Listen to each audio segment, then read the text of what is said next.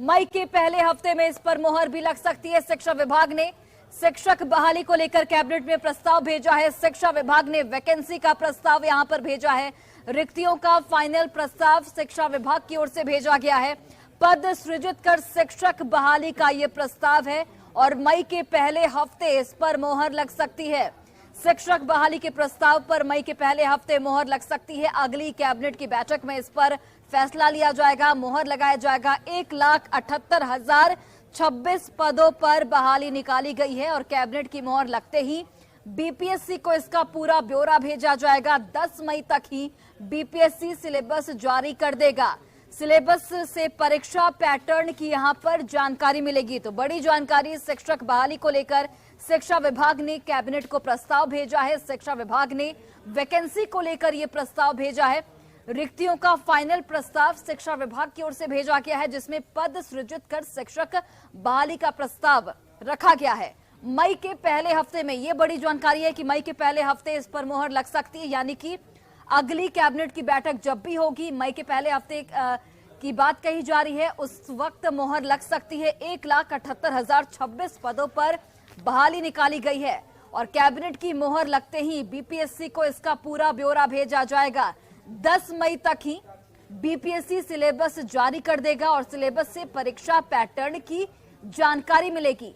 कल ही हमने आपको बताया था कि जो सैलरी स्ट्रक्चर है वो भी जारी कर दिया गया है और सैलरी स्ट्रक्चर जारी होते ही अभ्यर्थियों का विरोध भी देखने को मिला। अभ्यर्थी लगातार इसका विरोध कर रहे हैं, लेकिन अब ये जानकारी निकलकर सामने आ रही है कि मई के पहले सप्ताह में कैबिनेट ने इस पर मोहर लगा सकती है। कैबिनेट की ओर पर इस पर मोहर लग सकता है। 10 मई तक बीपीएससी सिलेबस जारी करेगा और मई के आखिर तक विज्ञापन भी जारी हो जाएगा।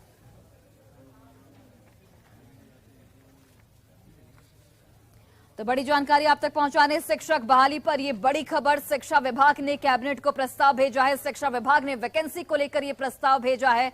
रिक्तियों का फाइनल प्रस्ताव यहां पर भेजा गया है। पद सृजित कर शिक्षक बहाली का यह प्रस्ताव, जिसमें मई के पहले हफ्ते मोहर लगने की बात सामने आ रही है।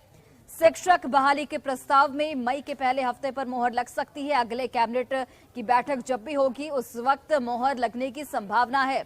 बता दें आपको कि 1,78,026 पदों पर बहाली निकाली गई है और कैबिनेट की मोहर लगते ही बीपीएससी को ब्यौरा भेजा जाएगा। सहयोगी रजनीश जुड़ चुके हैं। रजनीश, मई के पहले सप्ताह कैबिनेट में मोहर लग सकती है। कल ही आपने ये जानकारी दे दी थी और कल जो सैलरी स्ट्रक्चर जारी हुआ था उसके बाद भी विरोध देखने को मिला था, लेकिन अब ये बात साफ हो गई है कि अब कैबिनेट को यह प्रस्ताव भेजा जाएगा और मई के पहले हफ्ते इस पर मोहर भी लग जाएगी। देखिए, कल ही रिक्तियां और उसके साथ साथ जो वेतनमान है उसकी घोषणा कर दी है शिक्षा विभाग ने और उसके बाद आज खबर मिल रही है कि कैबिनेट में शिक्षा विभाग ने प्रस्ताव भेज दिया है। यानी मई के पहले सप्ताह में जो कैबिनेट होगी उस कैबिनेट में ही ये मोहर लग जाएगी। 1,78,026 पदों पर जो है वैकेंसी निकलेगी और कैबिनेट से मोहर लगने के बाद सीधा जो प्रस्ताव है वो फाइनल प्रस्ताव बीपीएससी को चला जाएगा। यानी बीपीएससी उसके बाद जो है मई के पहले सप्ताह में ही सिलेबस जारी करेगा। उसके बाद जो विज्ञापन का नोटिफिकेशन है वो मई के आखिरी सप्ताह में यानी 20 से लेकर 30 मई के बीच में कहा जा रहा है कि बीपीएससी जारी करेगा। कुल मिलाकर जो प्रारूप है, जो रूपरेखा है, उसको लेकर रणनीति बन गई है बीपीएससी के द्वारा। अब सीधी तरह से ये है क्लियर कि अब नियोजित टीचर हो या फिर शिक्षक अभ्यर्थी हैं, उन्हें अब परीक्षा देनी होगी और एक साथ परीक्षा ली जाएगी। 2 सीटिंग में परीक्षा होगी।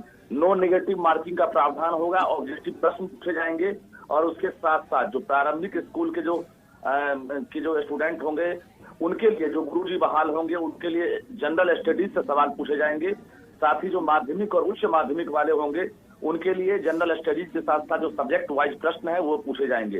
तो इस सिलेबस जो जारी होगा उसमें परीक्षा को लेकर तमाम जो असमंजस है और जो प्रश्न को लेकर है वो क्लियर हो जाएंगे। हालांकि 100 नंबर के पूर्णांक होंगे या 150 नंबर के पूर्णांक होंगे, इसको लेकर आयोग ने अभी तक निर्णय नहीं लिया है। 10 मई तक जो है एक बैठक होगी, अहम बैठक। उस बैठक में शिक्षा विभाग से ही प्रस्ताव लिया जाएगा और उसके भी अधिकारी शामिल होंगे और उसके बाद फाइनल परीक्षा को लेकर जो फैसला होगा वो 10 मई तक हो जाएगा। जी रजनीश, जिस तरीके से कल जो सैलरी स्ट्रक्चर है वो जारी हुआ, उसके बाद अभ्यर्थियों का विरोध भी देखने को मिला, क्या कुछ संशोधन की गुंजाइश है उसमें? क्या सरकार एक बार फिर से उस पर फैसला ले सकती है, चिंतन कर सकती है? देखिए, बिल्कुल जो मूल वेतन को सरकार ने कल जारी किया है और मूल वेतन के जरिए अगर देखा जाए तो 25,000 से लेकर 32,000 तक, यानी क्लास 1 से लेकर 12 तक के जो टीचर बहाल होंगे उनको 32,000 तक जो मूल वेतन है वो सरकार देगी।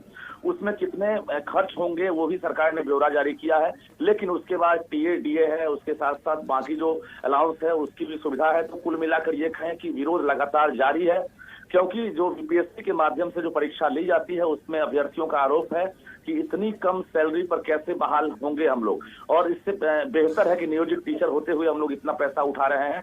तो शिक्षक हों या फिर जो अभ्यर्थी हैं वो नाराज हैं। हालांकि अभी जो भाकपा माले के विधायक हैं संदीप सौरभ, वो अभी अहम बैठक करेंगे। उसके बाद अभी 12 बजे तक अहम घोषणा भी होने वाली है कि आखिर सरकार की जो सहयोगी पार्टी है लेफ्ट, वो अभ्यर्थियों के साथ किस तरह की फैसला लेगी और उसके बाद क्या ऐलान किया जाएगा। जी बिल्कुल, चलिए रजनीश, आप नजर बनाकर रखिए। अपडेट के लिए आपके पास वापस लौटेंगे। बहुत बहुत धन्यवाद तमाम जानकारी हम तक पहुंचाने के लिए। तो ये बड़ी खबर, बड़ी जानकारी शिक्षक बहाली को लेकर आप तक पहुंचा रहे थे। कैबिनेट में मुहर इस पर लग सकती है, कैबिनेट में इसे लेकर प्रस्ताव भेजा जाएगा और कहा जा रहा है कि मई के पहले हफ्ते में इस पर मुहर लग सकती है। 10 मई को सिलेबस जारी होगा और सिलेबस में किस तरीके से परीक्षा का पैटर्न होगा उसकी जानकारी दी जाएगी।